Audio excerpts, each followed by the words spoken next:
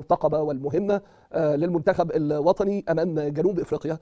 في الجولة الثانية من منافسات المجموعة الثانية لبطولة إفريقيا المقامة حاليا في المغرب، اللي بتشهد ظهور قوي للمنتخبات الكبيرة والمنتخبات المرشحة، اللي بتشهد كمان تنظيم رائع من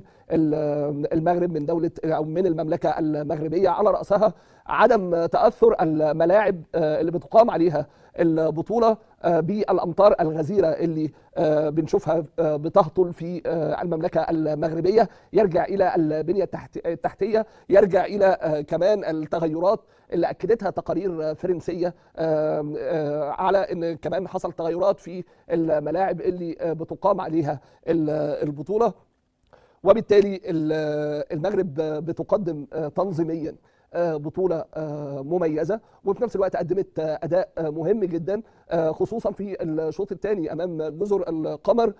في المباراة الافتتاحية اللي تمكن فيها المنتخب المغربي من الفوز بهدفين مقابل لا شيء، وهو أحد المرشحين بقوة للفوز باللقب الإفريقي. لكن كنا بنقول أنه المنتخب المغربي قبل انطلاق البطولة أنه المرشح الأقوى، لكن دلوقتي بنقول أنه هو أحد المرشحين في وجود منتخبات، على رأسها طبعا منتخب مصر، منتخبنا الوطني، حتى وإن كان الأداء لم يقنع الخبراء أو لم يقنع المسؤولين ولا الجهاز الفني أو بعض الجماهير أمام زيمبابوي.